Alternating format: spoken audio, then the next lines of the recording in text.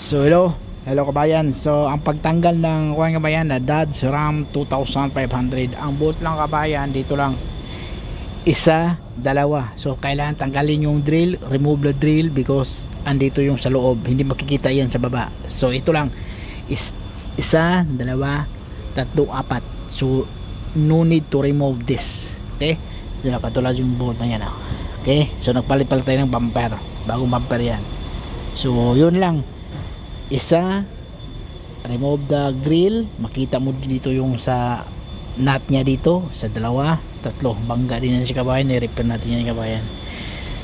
Tapos pag medyo matibay yan siya kabayan, medyo pasok siya kabayan, ang gawin natin, lagyan na natin ng washer dito. Okay, yan ang technique, kasi matibay yan, hindi napalitan ng bago yung bago ito lang, napalitan natin yung bago dito lang.